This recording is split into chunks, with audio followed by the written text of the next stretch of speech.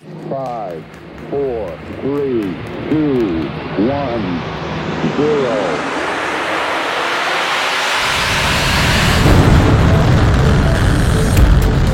All engine running. Liftoff. We have a liftoff.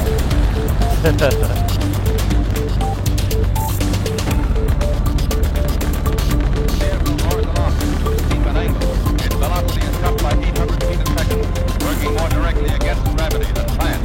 Reaching over 23,000 miles an hour, it carries to nearly 80,000 miles, 30 times as far as ever before.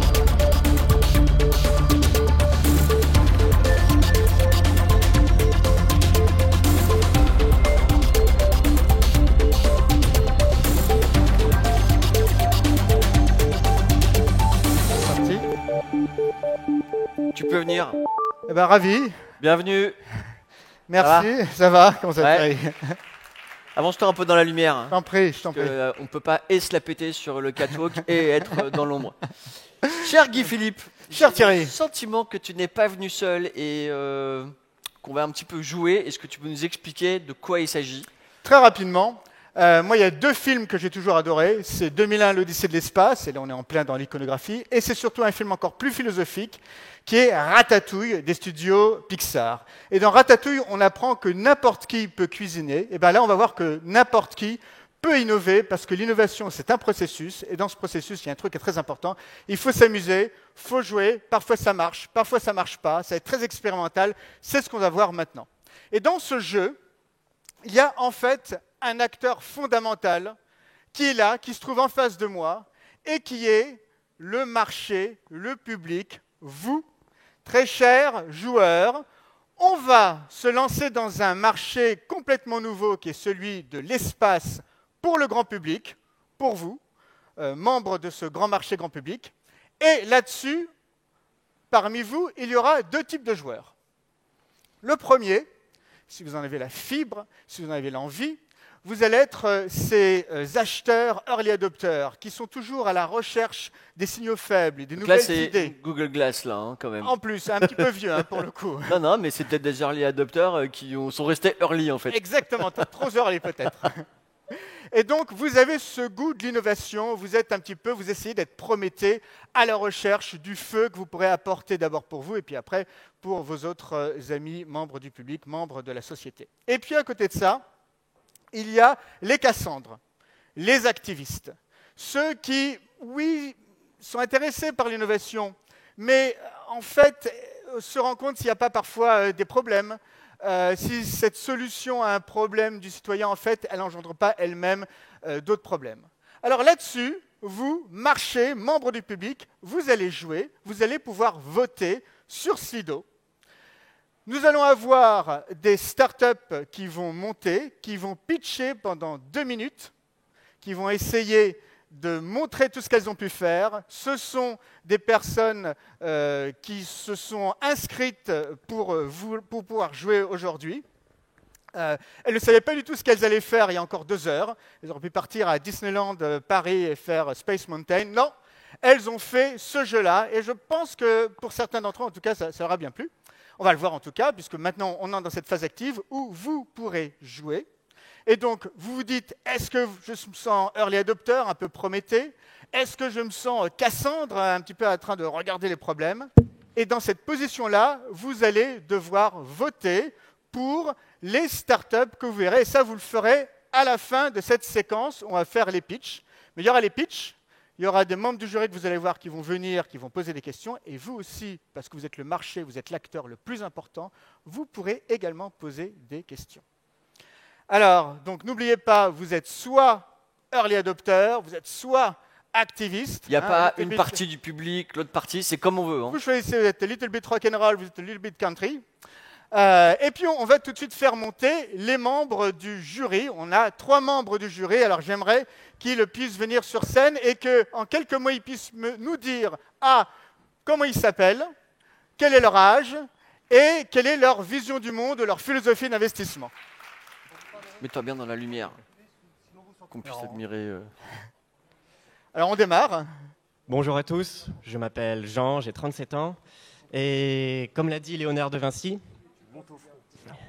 La simplicité, c'est la sophistication ultime. Alors, selon moi, une bonne start-up, c'est quoi? C'est un concept simple, qui fait une seule chose, mais qui le fait bien. C'est un concept qui est simple à comprendre aussi, et c'est un concept qui pourra se scaler. Donc, c'est la simplicité avant tout. Le client doit pouvoir comprendre ce que fait l'entreprise, comment l'utiliser et à quoi ça sert. Super, merci beaucoup, on applaudit. Jean, un autre investisseur. Oui, bonjour. Donc moi, je m'appelle Leïla, j'ai Bonjour, 40 Leïla. ans. J'ai fait beaucoup d'études dans les chiffres, très financières, et c'est ce qui compte pour moi.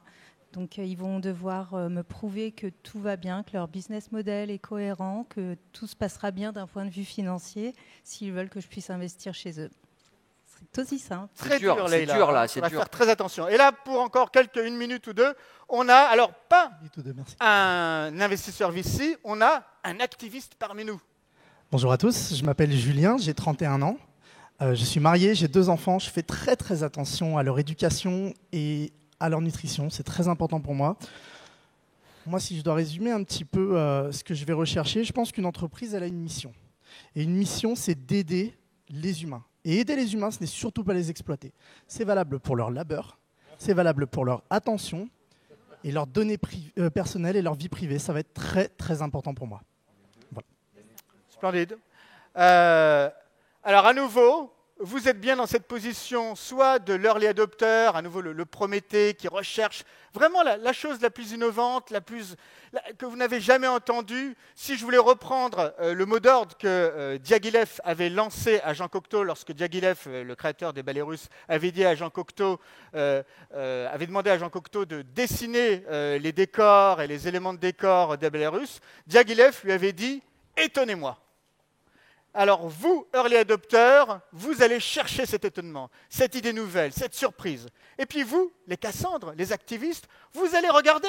Si on ne vous raconte pas des imbécilités, si on gère bien les questions de données, si on fait bien attention aux 17 objectifs de développement durable des Nations Unies, les questions écologiques, les questions environnementales, l'utilisation des matières premières, si tout ça c'est bien respecté, parce qu'aujourd'hui, l'éthique, c'est une dimension fondamentale aussi de l'innovation. Et de toute façon, nous aurons notre ami activiste Jérémy qui sera là pour dire les choses et pour pousser un vrai cri de colère. Voilà, en tapant du pied, si jamais il n'est pas content, il faut s'exprimer. Et on va tous jouer, et on va démarrer tout de suite. Cool. On va appeler immédiatement la première start-up, et ça va être Space Operator. Alors je demande à la start-up Space Operator de venir. Allez, on les encourage un petit peu, là, Space Operator. Mettez-vous bien dans la lumière. Bonjour tout le monde. Et c'est parti pour 2 minutes, votre pitch. Alors, aujourd'hui, c'est vrai que la Terre, on en a fait le tour. Que ce soit pour l'organisation de vacances, une lune de miel ou un enterrement de vie de garçon ou de jeune fille. C'est vrai que Hawaï, Tahiti, Prague, Budapest, on l'a déjà fait 10 fois. Il est temps de s'ouvrir à de nouveaux horizons. Et c'est pour ça qu'il y a 2 ans, avec EFLAM, nous avons créé Space Operator, la première agence de voyage spatiale. Alors, notre offre se base sur une flotte de 600 satellites qu'on a construit et lancé avec notre première levée de fonds il y a 2 ans. Donc ces satellites sont situés dans toute la galaxie, enfin dans tout notre système solaire, autour de différentes planètes. Donc ces satellites, en fait, c'est des caméras 360 avec différents capteurs d'analyse chimique, des turbulences, et on retranscrit tous ces signaux sur Terre. Donc ça, je vais laisser David parler de... Merci. Donc EFLAM nous a parlé de ce qui se passe, dans l'espace. Je vais parler maintenant de ce qui se passe, nous, au sol, parce qu'il faut savoir que Space Operator, c'est 2 services. Les satellites, comme le dit EFLAM, qui scannent le ciel en continu, et les salons Space Operator. Donc qu'est-ce que c'est? Nous avons actuellement dans plusieurs villes de France et certaines capitales européennes des salons dans lesquels les voyageurs peuvent venir effectuer leur séjour. Donc comment ça se passe? J'arrive, je suis baigné dans un bain, en fait, une solution d'eau salée qui me permet de flotter. Et j'ingère ensuite une substance que nous avons développée avec des chimistes, constituée de roches lunaires, de seigle et de roches lunaires de sec, pardon. 10 secondes, il reste. Te laisse pas faire, vas-y. Non, non. Et qui va nous faire entrer dans une sorte de phase de méditation complète. Merci. Parfait. Vous êtes arrivé, mais Eh oui. vous aurez, oui, c'est Il y a 2 le minutes. timer. Chaque équipe, c'est 2 minutes. Mais vous allez avoir la chance maintenant d'avoir les 3 membres du jury, 2 investisseurs VC et un activiste, qui vont vous poser, par exemple, quel problème de fond qui a été résolu, les solutions, etc. On vous écoute. Très bien. Alors moi, je suis assez content de ce que j'entends jusque-là. Je suppose que tout ce que l'humain va ingérer est quand même relativement safe, donc d'un point de vue nutrition, c'est très positif. Je suppose que les personnes ne partent pas dans l'espace, donc d'un point de vue consommation d'énergie, c'est pas mal du tout. J'ai un peu du mal avec votre concept. Est-ce que vous pouvez m'en dire un poil plus et m'expliquer ce qu'il en est de l'humain et de ce peut-être tu peux sortir nos échantillons de roches lunaires. On les a distribués aujourd'hui. C'est nos opérations marketing fonctionnent comme ça. En fait, on distribue dans des salons une dose homéopathique de nos substances. Homéopathique, en fait. d'accord. Voilà. C'est pour ça, si vous avez l'impression d'être dans une station spatiale aujourd'hui, c'est les débuts d'effet de notre substance. D'accord, c'est incroyable, mais c'est psychotrope en fait. Enfin, j'ai un peu de mal avec le. Non, c'est plutôt spirituel. D'accord. Ouais. Très bien. Je vais. Merci. Juste, je fais une petite aparté. Le public, vous avez le droit de poser des questions à nos startups. Vous aurez 2 minutes pour poser des questions. Après. Voilà. Donc préparez vos questions et moi je les reçois. Allez-y, pardon. Vous avez dit que vous avez levé des fonds. J'aurais aimé savoir combien vous avez levé et vers quoi vous tendez. Alors nous avons levé jusqu'à maintenant 6 millions d'euros, donc sur une première levée de fonds de seed funding, de manière à pouvoir envoyer donc 600 satellites en orbite jusqu'à maintenant depuis 2 ans. Sachant que pour envoyer un satellite d'à peu près 1 kg, c'est ce que pèsent les nôtres, il faut compter entre 10 et 12 000 euros. Donc vous allez être rentable d'ici combien de temps? Alors l'idée pour l'instant, c'est déjà de l'envoyer le plus possible de manière à améliorer notre service, donc ce qu'on peut récupérer dans l'espace comme information. Et l'idée, c'est d'être rentable d'ici 7 ans, si on continue sur ce rythme-là. Question qui vient du public, qui s'intéresse aussi beaucoup à l'argent. Quel est votre marché principal? C'est quoi? C'est très grand public? C'est tout le monde? Ou c'est des ultra riches? Alors, nous avons C'est juste parce qu'on a été trop de fois aux Maldives qu'en fait maintenant il faut qu'on aille là-haut. C'est quoi l'histoire? Nous avons actuellement 3 packages. Donc le premier qui serait plus pour les lunes de miel. Ah. Donc autour de la lune justement. Donc là, ce serait très dans l'émotion, très dans la contemplation, relativement calme comme voyage.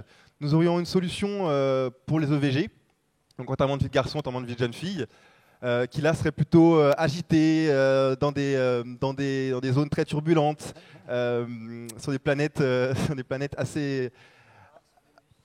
Ouais, ce serait autour de Mars ou Vénus, ça dépend si c'est enterrement de vie de jeune fille ou enterrement de garçon. C'est totalement machiste. Non, c'est selon. Ok. Une dernière offre pour les plus seniors, donc qui serait un long voyage vers la lumière blanche du soleil, suivi en fait d'une descente vers peut-être un trou noir ou un truc dans ce genre-là. Là, c'est un aller simple. C'est ça, c'est top. C'est pour. Voilà, on a vraiment 3 gros packages qu'on a travaillé avec nos consommateurs. C'est le package Silver Economy, la lumière du soleil, on est d'accord? Okay. Alors, avant de, monsieur le VC, de vous laisser poser votre question, question, je dirais, assez concrète. Quel goût a la substance à ingérer? Vous avez réfléchi à... Alors, ce que nous facturons en fait à nos voyageurs, c'est 700 euros par personne. Non, pas quel goût, pas quel goût, quel goût. Quel goût Alors, fraise, framboise. Alors pour l'instant, on a pêche melba, pardon, cookie cream, et un 3e à la banane qui est en développement. Très bien. Donc assez bon à gérer. Une dernière question du VC. Alors, vous m'excuserez, mais je vais jouer un petit peu le mec relou. Je n'ai pas très bien compris à quoi servent les satellites. Alors en fait, les satellites servent à retranscrire l'image, les sensations en fait à la personne qui est émergée dans sa cabine en fait d'immersion. Et pour améliorer les rendements financiers, avez-vous évalué des possibilités d'utiliser les satellites pour d'autres raisons? Par exemple, pour revendre les informations à des sociétés de recherche? Réponse très courte. Réponse courte, oui, non? Oui, non. Ah, non, ok. Au moins, c'est sincère. Merci beaucoup à Space Operator. Bravo, excellent, très innovatif. On va garder le micro, on va le redonner. Donc à la fin, voilà. vous avez compris. Après, là, je reprécise les règles. À la fin, vous aurez le choix entre les 4 startups, et donc la première était Space Operator. Space Operator. Ça fait penser à une chanson de Shadé. Exactement. Alors la deuxième que nous appelons, c'est Ellipse Aeternam. Tout de suite pour 2 minutes, ça vient de démarrer. Le Bien dans la lumière. Dans la lumière. Dans la vie, je suis une personne qui doute, presque tous les jours. Mais il y a 2 choses dont je suis à peu près certain, à peu près. C'est la première, qu'un jour, je ne serai plus là. La deuxième, c'est que j'ai bien envie de laisser la place pour les vivants, en fait. Mes futurs enfants, ceux qui suivront, la nature elle-même, l'autre. Le problème, de la place pour les vivants, nous en manquons, et de plus en plus. Alors pourquoi ne pas utiliser l'espace qui est au-dessus de nos têtes? Celui que nous habitons déjà, dans nos prières, les yeux levés au ciel. Pas mal. Ce que nous vous proposons, c'est d'envoyer nos défunts. Parlez bien fort. Hein. Ce que nous vous proposons, c'est d'envoyer nos défunts dans l'espace pour rendre l'espace à ceux qui nous restent. Friches, cimetières, ossuaires. Combien de places à reconquérir? Dans le monde où les mètres carrés se font de plus en plus rares, et puis, nous pourrions faire cela dans un bel acte digne, une belle cérémonie qui donnera un véritable sens à l'expression « être au ciel ». Accompagner les vivants dans leur deuil, spirituellement, ceux partis seront toujours là, à veiller sur nous. Ils ne nécessitent plus de se déplacer pour se recueillir. Regarder les étoiles suffit. La vie est un cycle. Ne serait-il pas une belle façon de la continuer en flottant dans une ellipse continue autour du monde qui nous a vu vivre? Eh bien, sur cette question sublime... Je vais finir par une phrase 10 secondes. qui parlera à tout le monde. C'est « Je suis poussière d'étoiles et je retournerai poussière d'étoiles ». C'est super. Merci. Bravo. Bravo pour Ellipse Aeternam. Alors maintenant, des questions vivantes qui nous viennent des membres du jury pour 2 minutes. Je vous félicite, très belle présentation. Par contre, je ne vois peut-être éventuellement un problème. Vous allez envoyer les corps dans l'espace, c'est bien cela? Pas forcément les corps. Ça dépend si vous prenez l'option standard ou premium. Ok. Et aujourd'hui, dans l'espace proche de la Terre, nous avons beaucoup d'encombrants déjà, ce qui pose des problèmes entre les satellites, des collisions, les trajectoires à calculer. Comment comptez-vous faire en sorte que ça n'encombre pas l'espace proche de la Terre? Alors nous pensons principalement à de la poussière, à des cendres, c'est-à-dire en petite quantité, qui se répartiraient dans l'espace, qui sont non pas nocives, qui ne pourraient pas endommager quoi que ce soit d'autre. Pourquoi pas les corps, mais on peut peut-être trouver une altitude à laquelle rien ne flotte et la bloquer pour les défunts. D'accord. Peut-être qu'une poussière dans l'espace à plusieurs centaines de kilomètres/heure devient un objet dangereux, peut-être. Peut-être. Pas d'astrophysicien dans la salle. Hein. C'est un sujet qui n'est pas très évident à traiter, donc j'aimerais savoir d'où vous est venue cette idée et si vous avez éventuellement des concurrents sur le marché, si vous êtes précurseur. Et voilà. Alors sachez qu'il y a beaucoup de morts à chaque seconde, donc c'est un marché qui ne va jamais tarir finalement, puisque les gens continuent à mourir et continueront sûrement à mourir toujours, on l'espère quand même, parce que l'éternité, ça fait rêver personne. Ah si. Ça dépend. Ah si, ça fait peut-être rêver des gens. Mais nous, on n'y croit pas en fait. On croit à une autre forme d'éternité, à flotter peut-être dans l'espace. Et les pompes funèbres, vous avez vu avec eux ce qu'ils pouvaient faire? C'est l'ancien monde. C'est l'ancien monde des pompes funèbres, c'est fini. Exactement, exactement. Peut-être justement trouver des partenariats avec des pompes funèbres, parce qu'on n'a pas envie non plus de supprimer de l'emploi. Merci pour cette présentation. Moi, j'ai 2 problématiques et une question. La première problématique, si je comprends bien, vous êtes en train de transformer l'espace en poubelle parce qu'on a fait suffisamment avec la Terre jusque-là. J'aimerais bien que vous puissiez me répondre. La seconde question que j'ai, c'est justement pour la mise en orbite qui consomme énormément c'est même pas du kérosène, mais énormément de gaz. Est-ce que vous avez trouvé une solution pour envoyer justement ces payloads, comme on dit, dans l'espace? Ça m'intéresse beaucoup et c'est très important pour moi. Et la troisième question, c'est je suis assez inquiet du sourcing. Comment est-ce que vous allez récupérer, faire du targeting? Comment est-ce que vous allez trouver votre cible? Est-ce que vous êtes en train de chercher chez les personnes qui sont mourantes? Est-ce que vous utilisez Internet? Quelle est votre gestion des données? Ça m'intéresse. Alors, ça fait beaucoup de questions, on a peu de temps, donc choisissez une des questions qui vous plaît le plus et répondez-y. Alors, les gens qui veulent mourir viennent à nous, d'eux-mêmes. Ils ont choisi de mourir un peu différemment, de trouver peut-être quelque chose d'autre qui a du sens pour eux et qu'ils ne trouvent pas sur Terre, en fait, avec ce qui est proposé aujourd'hui, finalement. Donc, ils viennent tout seuls, en fait, juste un peu de com et de marketing, et on y va. ils viennent à nous. Très bien. Alors, pardon, excusez-moi, mais j'ai des questions qui sont là encore, méga concrètes. Comment ma petite fille pourra venir se recueillir, voilà. Comment fleurir les tombes? Est-ce que vous avez pensé à toutes ces petites choses quand même qui font le sel de notre relation aux générations? Alors justement, on est peut-être sur un changement de paradigme en termes de spiritualité. Ça peut être quelque chose de tout à fait nouveau. Finalement, vous savez, tout le monde a déjà levé les yeux au ciel en pensant à quelqu'un qui était parti trop tôt. Et est-ce que c'est pas une façon de concrétiser ce regard vers le ciel dans quelque chose de très spirituel, de très fort, qui fait qu'un enterrement, c'est soit un endroit où tout le monde se réunit pour un bel événement, enfin, pour célébrer la vie de quelqu'un finalement. Et ensuite, tout le monde se redispatche sur la terre, finalement, loin, et doit revenir sur une tombe. Donc c'est polluant de se déplacer, etc. Et pourquoi pas, ces gens qui se déplacent, ils gardent tous une personne avec eux, au-dessus d'eux, finalement. Et ils n'ont plus besoin de revenir sur cette tombe. Et ils ont juste à lever les yeux au ciel, finalement. C'est ça qui compte pour nous. Quel embobineur. À quel stade un corps est-il envoyé dans l'espace? J'imagine que la question, c'est à quel stade de décomposition? Alors, on pensait plutôt à la crémation. Alors, sachez qu'un corps en moyenne de 80 kg, une fois passé au crématoire, pèse 250 grammes, en fait. Okay. Donc, on y gagne quand même beaucoup en termes de poids. Okay. C'est pas mal. Très bien. Alors, est-ce qu'il y a un spin-off? Alors, la question, c'est spin-off, du spin-off, du spin-off. On va peut-être dire, est-ce qu'il y a juste un spin-off? Autrement dit, est-ce que vous avez imaginé une suite à votre affaire?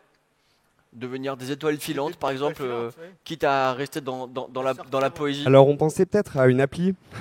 En fait, comme célébrer un anniversaire, par exemple, on ferait partir grand-mère dans les étoiles. Et puis, on sait qu'elle est en orbite au-dessus et qu'elle passe tous les, je sais pas, par exemple, 55 jours ou tous les 700 jours. Et là, on pourrait tous se réunir en famille pour manger le meilleur gâteau de mamie alors qu'elle passe juste au-dessus de notre tête. Et ce serait quand même vachement sympa. Moi, j'ai une petite question personnelle. Est-ce que votre associé est souscrit à ces fariboles? Avancez un peu, mettez-vous dans la lumière là, tous les deux là. Est-ce que vous êtes un peu d'accord sur les éléments de langage, sur le grand pique-nique mortuaire dans l'espace? Non, après c'est plus une façon de pouvoir se recueillir, chacun à sa manière. Ok, bonne réponse. Superbe, bravo, bravo. Merci à tous les deux. Ouais, beaucoup de spiritualité. Et alors maintenant, vous allez avoir deux projets qui sont un petit peu concurrents. On va voir comment ils vont se différencier. Alors j'appelle tout de suite Space Clean pour 2 minutes de pitch. Ça démarre. Bravo Space Clean. Avancez bien. N'ayez pas peur. Allez, on vous écoute.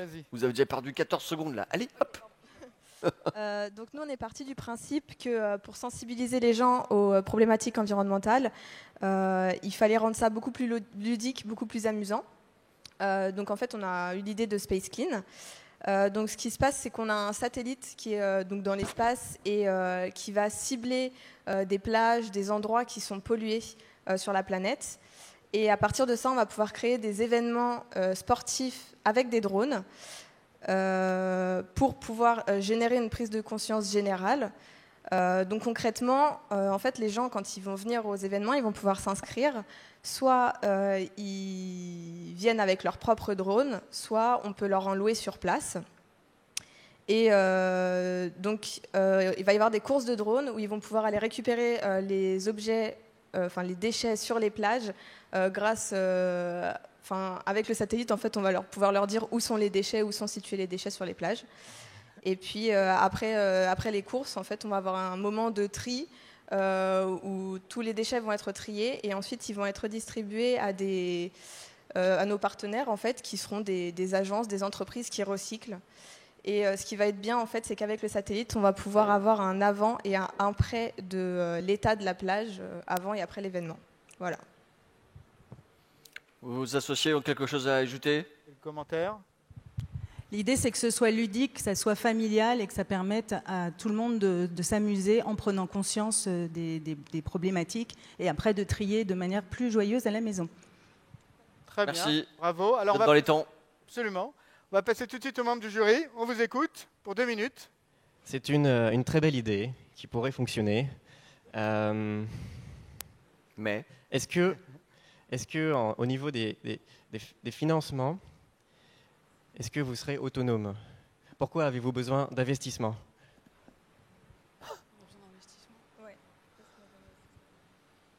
La réponse? Pour pouvoir avoir ces images par satellite, donc trouver des partenaires qui nous fournissent les images dont on a besoin pour chacun des événements. D'accord. J'ose espérer que pour une cause aussi noble, ces images peuvent vous être offertes. J'aimerais peut-être avoir un petit peu l'avis de l'activiste, puisqu'on est sur quelque chose qui a beaucoup cours aux environnements, aux protections de l'environnement. Moi, je suis complètement fan, à vrai dire.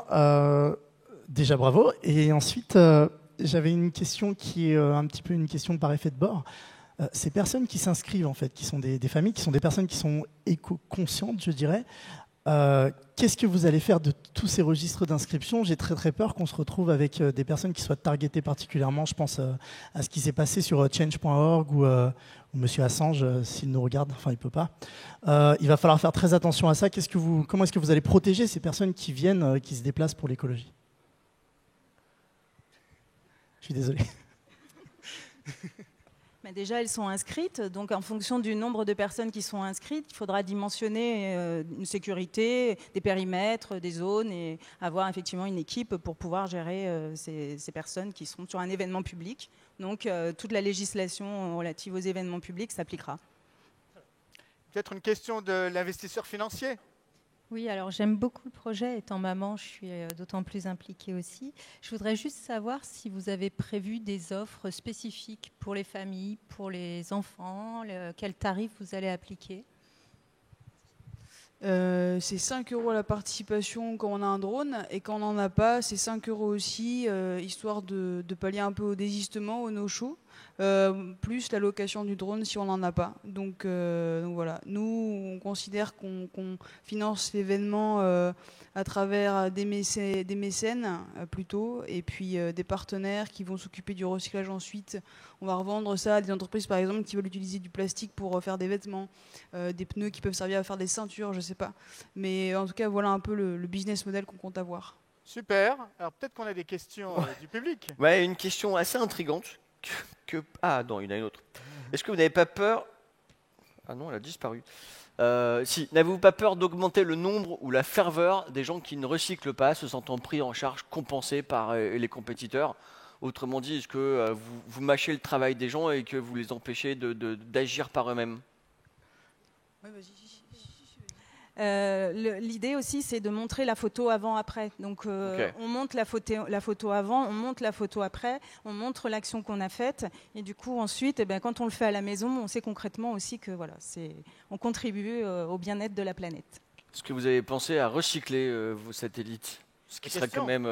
Oui, l'événement est 100% recyclable. Donc, ensuite, ça fait partie des déchets qui partiront pour être recyclés. Donc, voilà. Très bien. Avez-vous prévu de faire des événements sans drone pour profiter de l'aide physique des participants? Juste avec des satellites? En fait, il y a déjà des marathons qui sont organisés avec une partie récupérer les déchets sur la plage. Donc nous, on s'est dit que c'était un peu l'innovation. Les drones, la partie technologique. Ouais. Ok, et encore quelques secondes pour répondre à cette question parfaitement incongrue. Que pensez-vous de vos compétiteurs? Eh oui, parce qu'ils sont là juste derrière. Moi, je dirais beaucoup de mal. Non, vous êtes des gens bien? Vous êtes plutôt bienveillants? Ce sont de futurs clients, donc bravo. On les aime, bien sûr. Voilà, une pensée d'écosystème magnifique. Tout à fait, c'est la paix économique. Eh bien, bravo. Merci à vous. Passionnant. Alors justement, on va avoir dans la foulée peut-être une équipe un peu compétitrice. On les fait venir, ce sont les uClean. Alors bravo les uClean. Et c'est parti pour 2 minutes. Approchez-vous bien, qu'on vous voit bien. Bonjour un peu plus à toutes. Uclean, c'est une application mobile ou desktop. Ton micro. Vraiment près du micro. Pardon. Ouais, super. Uclean, c'est une application mobile ou desktop qui met à disposition de toutes et tous des nanodrones solaires disposés dans la basse couche de l'espace pour permettre à chacune et chacun de les utiliser, de les piloter et d'aller en fait explorer les zones de danger écologique et d'ensuite collecter toute la data sur une plateforme du coup dédiée en fait à toutes ces informations. Donc l'idée, c'est qu'une fois que toutes ces datas, toutes ces collectes de données sont à disposition, chacun peut agir à sa manière. Donc ça peut être aussi bien des entreprises qui vont organiser des journées collecte, des clean day, qui seront sponsorisées par des grandes entreprises type La Poste, qui est soucieuse de l'environnement. Ça peut être également du mécénat. Ça peut être également des agences de voyage qui organisent également des journées ou des semaines de voyage où on a la possibilité effectivement d'aller identifier ces zones puisqu'elles ont été identifiées et de collecter les déchets. Et puis ça peut être également des grandes entreprises qui envoient carrément des associations type Greenpeace. Exactement, et puis qui peuvent agir sur place pour redorer leur image de marque et puis être soucieuses exactement de l'éco-responsabilité et s'inscrire dans ce mouvement. Ouais, voilà, l'idée c'est quand même de permettre à chacune et chacun de savoir pour mieux agir. Donc si à un moment donné je suis à un endroit et que je vois qu'à côté de moi par exemple aussi je peux agir, bah voilà, c'est se servir de la data pour finalement changer le monde. La data pour changer le monde, superbe. Alors, messieurs les membres du jury, c'est un petit peu la dernière fois que vous allez enfin avoir l'opportunité de poser des questions à cette startup. N'oubliez pas qu'il va falloir après choisir, répartir vos investissements sur chacune des 4 startups que vous avez vues. Eh bien, allez-y, posez vos questions à Uclean. J'ai une question très très simple. Bonjour. Vous avez dit collecte des données ? Oui, collecte de data, de données. D'accord, tout à fait.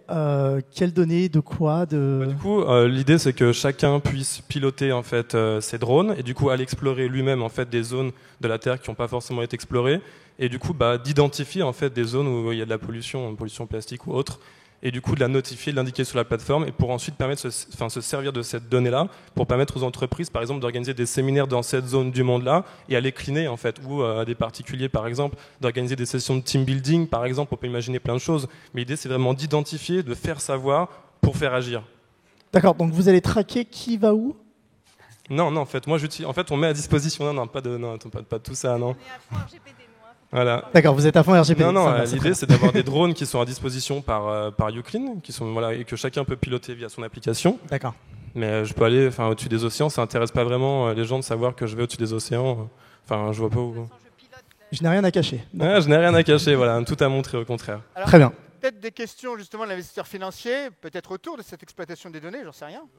Oui, vous avez prévu de vendre des données, Pas du tout. Non. Ok. Donc aujourd'hui, votre business model et votre rentabilité, elle se fait sur quoi ? Voilà, l'idée c'est de faire des partenariats, de mettre de la publicité sur notre plateforme, donc de faire des partenariats avec des grandes entreprises qui ont envie de parfaire leur image d'entreprise responsable, consciente de problèmes et moteur d'un monde nouveau, plus propre. Voilà, c'est ça l'idée, de faire des partenariats avec des grandes entreprises. Vous existez depuis longtemps ? On est tout nouveau, voilà. Dernière question de Jean. Une question très simple. Pourquoi les clients finaux viendront piloter les drones pour récolter des données ? Quelle sera l'envie qui leur donnera de pouvoir agir, de pouvoir changer le monde et finalement pourquoi ne pas le faire en fait. Pensez-vous vraiment que vous allez convaincre suffisamment de monde avec cette simple raison ? Je pense que ça peut être intéressant si d'ailleurs on fait une bonne campagne de promotion, si on fait des relations presse, sinon on va se faire voir et se faire entendre. Je pense que ça peut donner envie en tout cas à plein de gens qui aujourd'hui n'ont pas les moyens de le faire, de demain le faire pour finalement aller vers un monde meilleur. Très bien. C'est l'idée. Alors les questions du public qui vont sans doute apparaître à l'écran, évidemment comme d'habitude la préoccupation sur la data, mais vous y avez un peu répondu.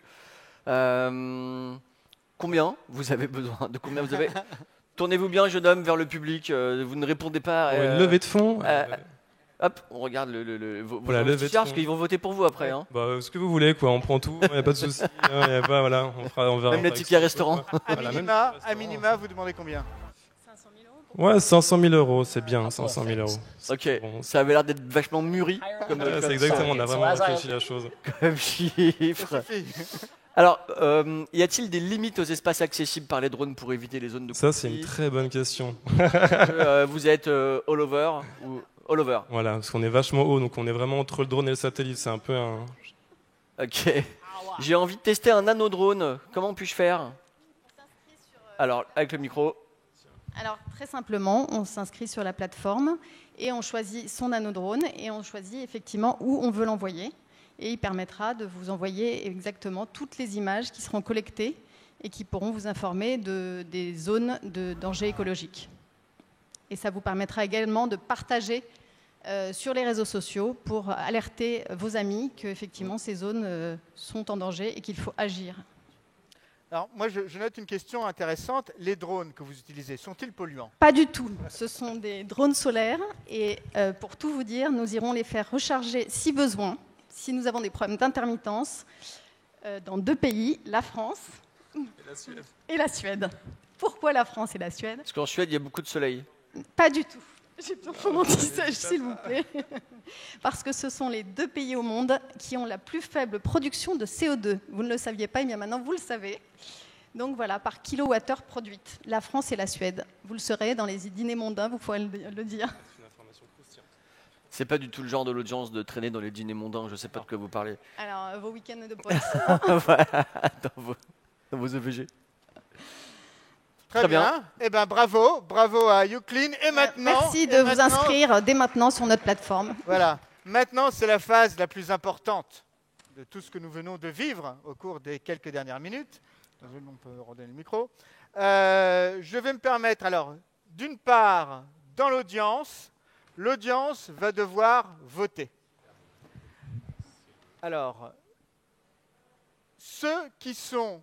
On rappelle les 4 noms. Alors, il y a à nouveau Space Operator, Ellipse Aeternam, Space Clean et Uclean.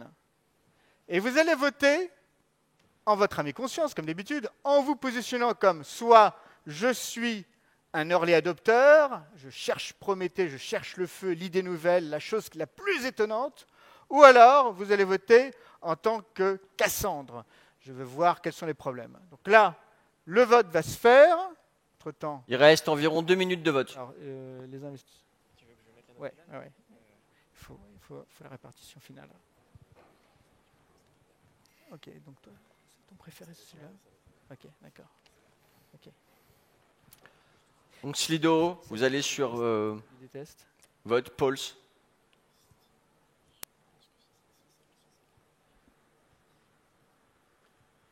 Alors dis-moi celle que tu détestes et pourquoi? Il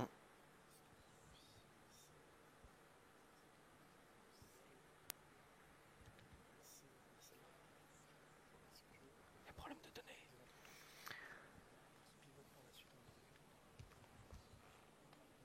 Alors, il y a 2 types de votes. Il y a le vote early adopter. Exactement. Et il y a le vote des activistes. On a commencé par early adopter. Et il y a aussi le vote activiste, Mr. Goldstein.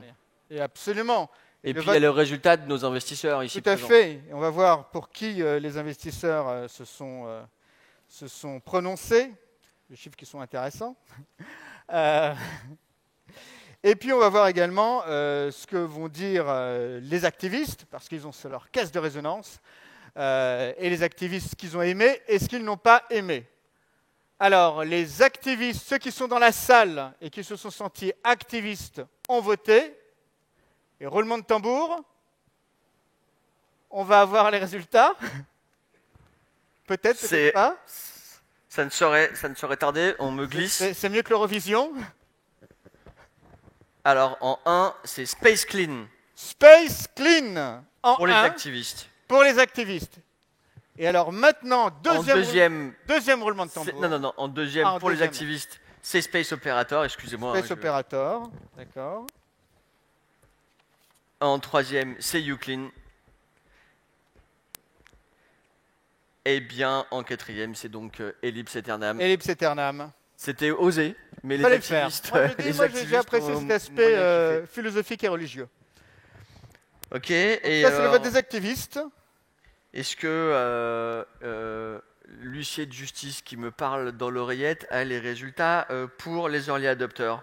Ah oui, très important les early adopters. Je vais expliquer un petit peu pourquoi c'est très important les early adopters. En premier, Space Clean. Space Clean. En 2, Space Operator. Space Operator. En 3e, Uclean. Et en 4e, Ellipse Aeternam. Maître, eh bien, laisse annoncer les les résultats définitifs. sont tombés. Et ce que je dois dire, alors d'abord, une forme de satisfaction, de félicitations plutôt, pour nos camarades investisseurs, parce qu'ils devaient choisir avec sagesse, choose wisely, comme dans Indiana Jones et les dernières croisades, et ils l'ont fait, bravo, parce que le marché, les early adopters, qui représentaient quand même plus de 2/3 de la population que nous avons là, et ce sont ceux qui impulsent le marché, qui sont les premiers finalement à voter pour un produit, eh bien eux, très clairement, ils ont choisi d'abord et avant tout Space Clean et après d'ailleurs Space Operator.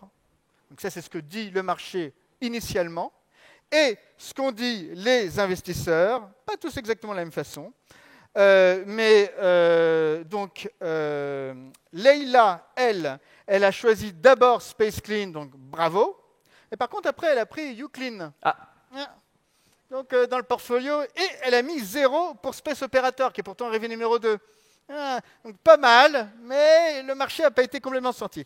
De même pour notre ami Jean, qui a une notation un petit peu particulière, mais en gros, qui a lui aussi mis en numéro 1 Space Clean. Donc, bravo d'avoir bien senti les choses. Mais qui lui aussi a mis après Ellipse Aeternam, alors qu'Ellipse Aeternam, malheureusement, à cet instant-là du jeu, a été rejeté par le marché, très clairement. Donc un portefeuille mi-figue, mi-raisin, mais au moins vous avez identifié clairement le numéro 1, le numéro 2, c'était beaucoup plus dur, on peut dire que c'était moins réussi. Alors, ce qui est important aussi, c'est évidemment de comprendre ce qu'ont dit les activistes et ce qu'ont dit notre activiste Jérémy. Parce que Jérémy a une voix qui porte beaucoup, il faut le dire, quelqu'un d'important. Voilà. Il a déjà 34% de l'audience. Au moins. Et Jérémy avait mis en avant Space Clean. Et alors, par contre, il n'avait pas du tout aimé Ellipse Aeternam, je crois. Bon, en tout cas, il n'avait pas beaucoup aimé. Il avait calculé le prix de la cendre. Exactement. Et c'était un petit peu exagéré. Et alors, et quand je vois le vote des activistes, on retrouve aussi un petit peu ça. Donc, il y a une forme de correspondance entre les activistes et Jérémy. Pourquoi c'est important ?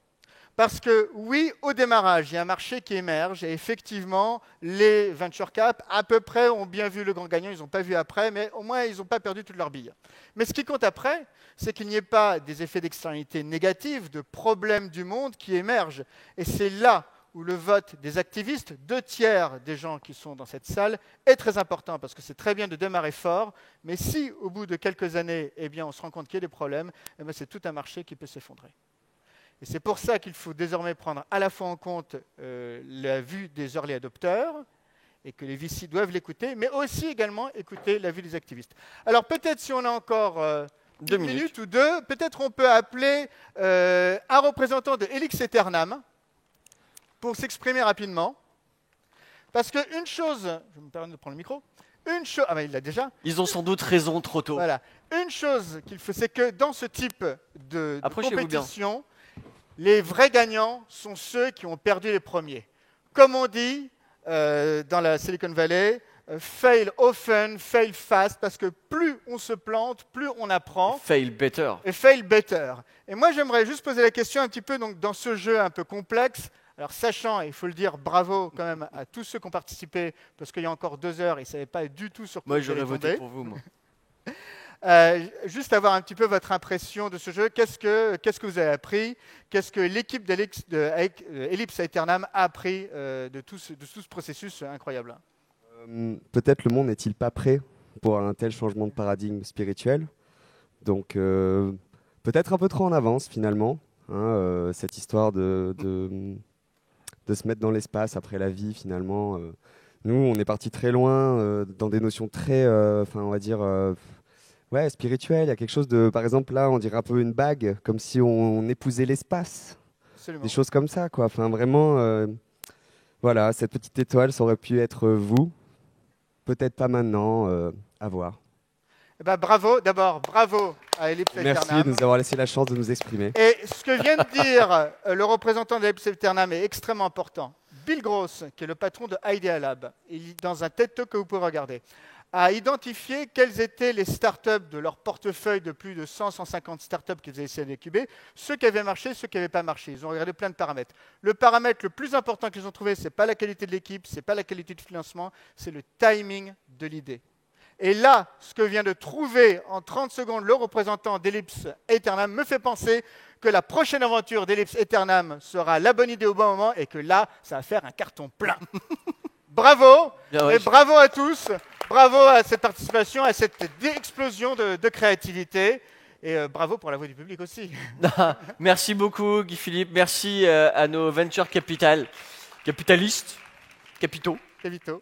Merci à vous, on se retrouve demain, je crois. Absolument. Demain, dès 9h, pour ceux que ça intéresse, qui veulent faire eux-mêmes cette expérience assez extraordinaire, bien plus intéressante que Space Mountain sur Disneyland Paris, vous pouvez aller au fond de la scène, vous enregistrer, ça démarre à 9h. À bientôt.